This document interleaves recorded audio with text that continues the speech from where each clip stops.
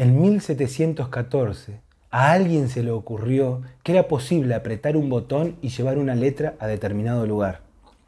Hubo que esperar hasta 1829 para que se fabricara la primera máquina tipográfica. No era exactamente una máquina de escribir, era un maquinón, pero que generaba eso: uno apretaba un botón y de alguna manera una letra llegaba al lugar donde había que llegar. En 1855 se fabrica la primera máquina de escribir más moderna y recién en 1872 Remington las empieza a fabricar. Pero no se generaliza su uso hasta 1920. Es decir, desde 1714 que a alguien se le ocurrió, hubo que esperar para que haya en algunas casas máquinas de escribir hasta 1920.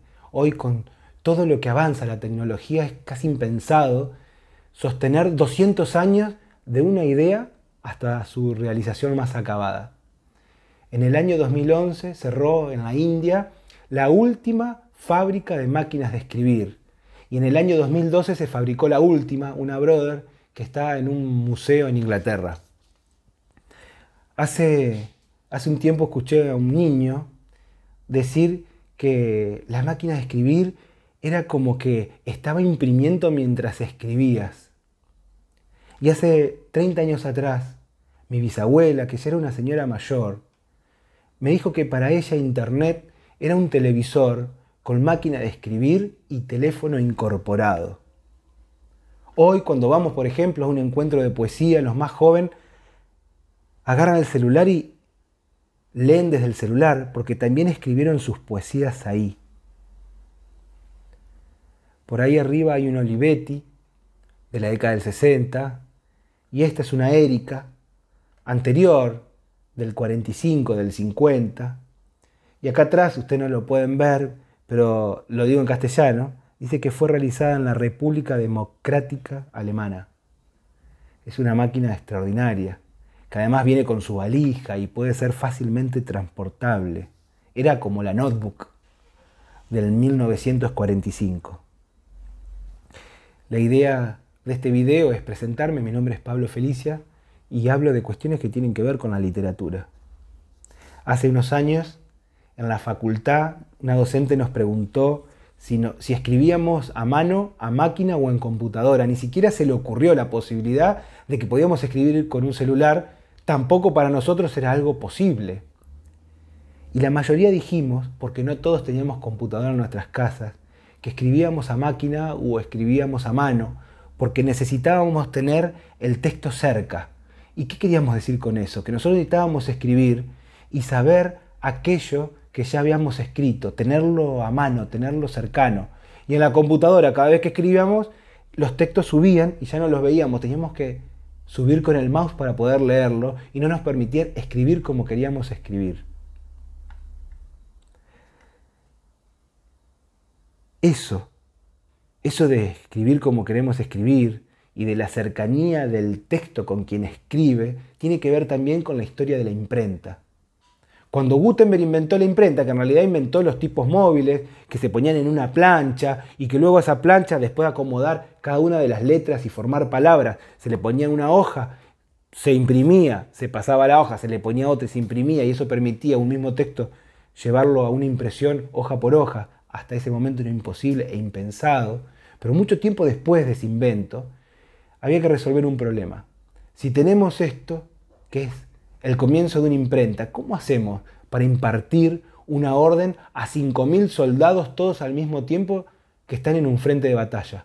¿O cómo hacemos, decían los gobernantes, los reyes, para llegar a una ciudad y poder impartir una orden, una posición política, al mismo tiempo para todos? Entonces, lo que ocurrió fue que empezaron a transformar las imprentas en imprentas móviles. Y la movilidad de la imprenta, la posibilidad de llevarla a distintos lugares, a un frente de batalla o a una nueva ciudad, fue lo que hizo la diferencia. La clave de la imprenta es su movilidad.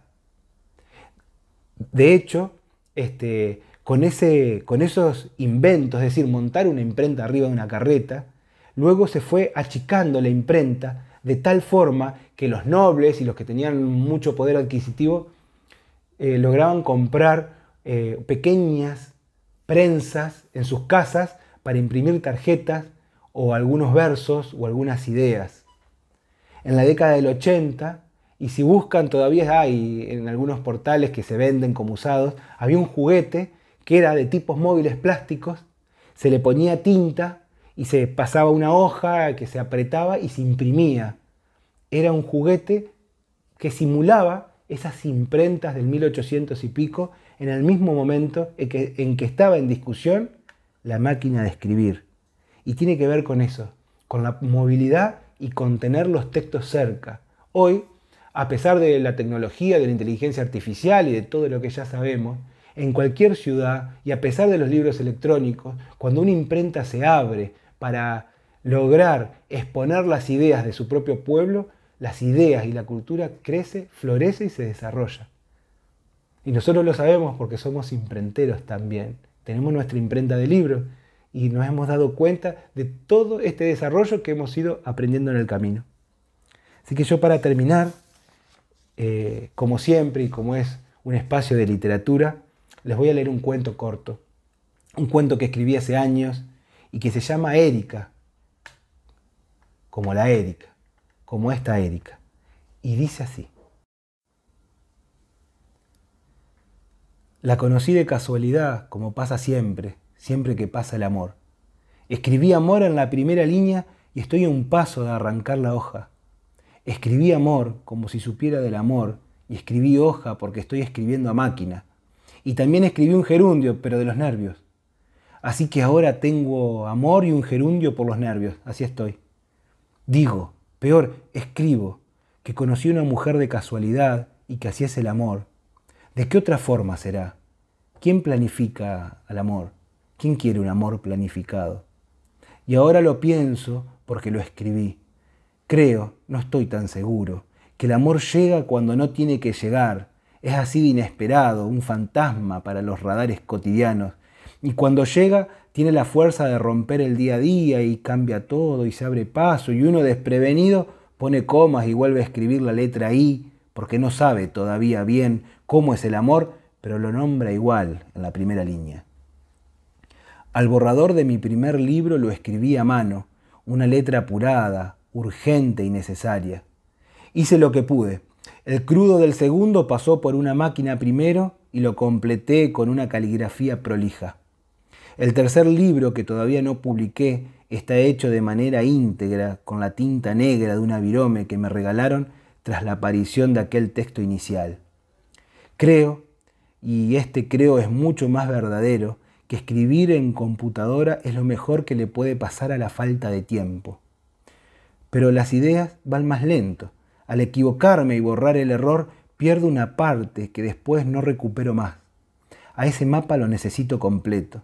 A mano, en cambio, las ideas y las palabras van juntas, pero solo en un principio. Con el paso de las palabras, la mano se cansa y es tanto el rollo que al tercer o cuarto párrafo empiezo a sentir un dolor punzante entre el dedo índice y el dedo gordo. A veces llega a hincharse tanto que debo tomar un paracetamol, la letra se me descarrila y hasta me duelen los ojos por el esfuerzo que hago al tratar de entender después qué es lo que quise escribir. Me parece un exceso, por eso trato de escribir a máquina, con una de las viejas, como era antes. Así encuentro el equilibrio justo entre lo que quiero decir y lo que le susurro. Antes tenía una Remington, no era mía, era de la familia de la madre de mi hija. Me la habían prestado, pero previo a separarme la tuve que devolver. Total no la usa, dijeron. Y ahí andaba yo en la búsqueda de explicar que para escribir necesito tiempo, uno que no se puede medir porque las historias me caminan cuando aparecen de la nada, sin esperarlas, como si fuera de casualidad, de manera inesperada, como un fantasma en los radares cotidianos. A la máquina que me arrancaron de las manos la guardaron en un ropero y nunca nadie la volvió a usar. Por eso mi tercer libro fue escrito a paracetamol. Un señor que se llama Carlos dijo que vendía máquinas de escribir y no me lo dijo a mí, se lo dijo a una mujer que se llama Fernanda. Aseguraba este señor, Carlos, que tenía más de 50, que eran baratas y que la vida había que vivirla. Esto último no lo dijo, pero de alguna manera lo dio a entender cuando un domingo, y no hace tanto, llegó hasta la casa de Fernanda y colocó 4 o 5 arriba del palio negro de su hijo. Yo estaba solo. Alquilé un departamento a 5 cuadras de la escuela de mi hija. Me rodeé de vecinos que escuchaban música a cualquier hora y pasé largos días de invierno sin poder hablar con nadie. No es que sea antipático, pero el contexto no ayudaba. Estaba sin máquina de escribir y con el apuro de terminar mi tercer libro en el medio de algunas de las fases de aislamiento por la pandemia. Y un día cualquiera, Fernanda, la foto de una mujer que sonreía en blanco y negro por Instagram, me llamó porque dijo, y esto sí me lo dijeron a mí, que quería escribir y necesitaba ayuda. Y yo, ingenuo ante el destino, concreté una instancia para conocernos y saber cómo podía ayudarla. Pero lo que al principio fue solo la planificación de un taller que todavía no iniciamos, se transformó en una serie de encuentros con cerveza ligera y refrescante, con música y un cuerpo a cuerpo del que ya no me creía capaz. Y Fernanda dijo, también me lo dijo a mí entre encuentro y encuentro, que soñaba con una máquina de escribir. Aún ingenuo a esos caminos del destino, veía a una mujer que se desnudaba frente a mí fumando en la cama, te adoro gerundio, y que debía recogerse el pelo largo porque le llegaba por debajo de sus caderas. Ella organizó la visita de Carlos y yo, esperanzado, asistí con el fin de acompañarla, pasar un rato más a su lado, y si la vida me lo permitía, también le iba a comprar una máquina a ese Carlos que había dicho tener más de 50. Ese domingo con Fernanda nos quedamos dormidos y sin desayunar llegamos hasta la casa. Y Carlos, un señor con máquinas, expuso una colección engrasada e impecable sobre el palio negro. Elegí una Erika.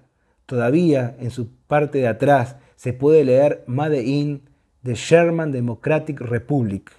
Los ojos se me llenaron de historias. Carlos se fue. Fernanda eligió una Olivetti y aproveché para entrar un rato a su casa, la primera vez que la veía de día. Saqué un pucho y apoyado en la puerta lo encendí.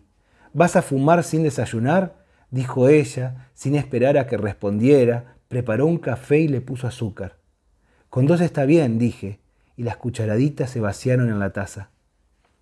Era una mañana de domingo y estaba apoyado en la puerta de la casa de una mujer que quería escribir, que se había comprado un Olivetti en el mismo momento en que yo abrazaba la valija portátil de una Erika. Me había preparado un café sin que se lo pidiera y ahí, de casualidad, sin que nadie lo llame, mis dedos me pedían a gritos empezar a golpear cada letra. Entonces volví a mi casa.